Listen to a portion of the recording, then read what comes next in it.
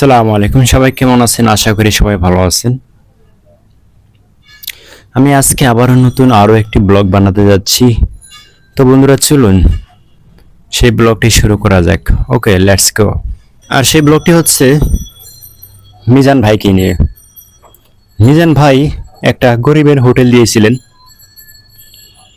গরিবদেরকে খাওয়ানোর জন্য। আর সেই গরিবরা হচ্ছে মিজান ভাইয়ের পছন্দের মানুষগুলো, রিক্সা চালক, সিএনজি চালক, তারপরে প্রাইভেট কারের গাড়ি চালক। এদেরকে নিয়ে অথবা যারা গরিব খেটে খাওয়া মানুষ তাদেরকে নিয়ে এসে এই হোটেলটি শুরু করেছিলেন। তো ইতিমধ্যে প্রায় 3-4 মাস হয়ে গেল এই মিজান ভাইয়ের এই বুফে হোটেলটি ভাইরাল হয়েছে। তো ভাইরাল হওয়ার পরপরই মিজান ভাই বিভিন্ন সমস্যার সম্মুখীন হয়ে পড়েছেন। যেমন ইউটিউবাররা, যেমন সাংবাদিকরা, তারা সবসময় তাকে ঘিরে ধরতেন। এই ঘিরে ধরার কারণে তার অনেক সমস্যা হয়ে গেছে। এর আগে কিন্তু সে ভালোই চলছিল।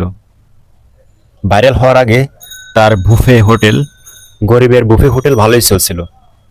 ভাইরাল হওয়ার পরের থেকে তার যেমন শারীরিক পরিশ্রম বেশি হচ্ছে, শুধু তাই নয়, তার বিভিন্ন ধরনের সমস্যা, অভিযোগও শুরু হয়ে গিয়েছে। ইতিমধ্যে অনেকেই প্রশ্ন করে ফেলেছেন বা তাকে জবাবদিহি করতে হচ্ছে, তার এখন খাবারের মান ভালো না। হলুদ দেয় বেশি, মরিচ দেয় বেশি, না হয় লবণ দেয় বেশি, না হয় কোনোটাই হয় না।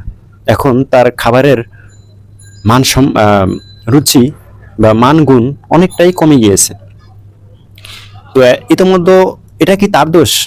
এটা কি তার দোষ আপনারা বলেন? ইতিমধ্যে এই অভিযোগগুলো শুরু হয়ে গিয়েছে। তারপরে দেখেন এখানে ওনার কাছ থেকে 50,000 টাকা চাঁদাও চাচ্ছেন নাকি অনেকে। এটা নিয়েও অভিযোগ হয়ে আসছে, অভিযোগ উঠেছে। তো এটা কেমন তোর আচার আচরণ? সে রাস্তার কিনারে বৈশা এগুলো করতেছে।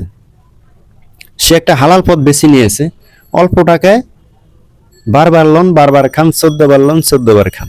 অল্প টাকায় সে এই ব্যবসাটা শুরু করেছিলেন। 3 কেজি চাউল, 2 কেজি ডাল আর 3 কেজি, সম্ভবত 3 কেজি গোস্ত দিয়ে শুরু করেছিলেন।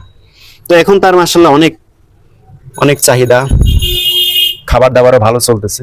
কিন্তু এই যে ভাইরাল হওয়ার পরের থেকে তার কিন্তু এই সমস্যাগুলো বেশি হয়ে গিয়েছে। আসলে কি বলবো, বলার মতন ভাষা নেই। তো যাই হোক, ইতিমধ্যে দেখছি একজন হুজুর বলতে গেলে, উনি হাঁড়ি পাতিল দিয়েছেন রান্না করার জন্য।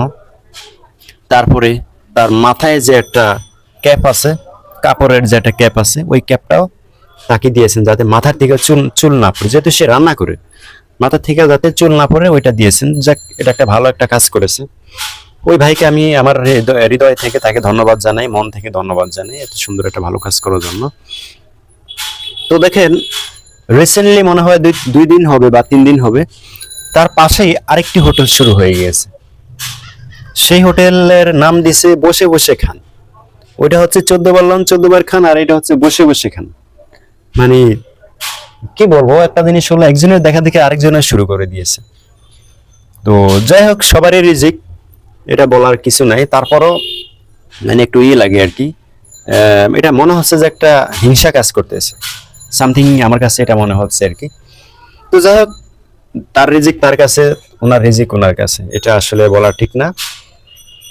তো আজকে দেখলাম যে আরো ভিড় পড়ে গিয়েছে, লোকজন দুই পাশে বসে খাচ্ছে। জানি না কেমন খাবারের টেস্ট, কেমন কি আসে বিষয়ে। অবশ্যই কিছু না কিছু তো হচ্ছে, কিছু হচ্ছে, কিছু রটছে, কিছু ঘটছে, এই জন্য তাই খেতে আসছে।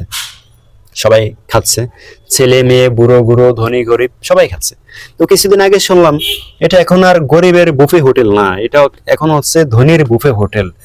সেটা ফুটপাতে হোক বা 5 তলায় হোক, সেটা এখন গরিবের বুফে হোটেল, ধনীর বুফে হোটেল নামে অনেকেই বলতেছে।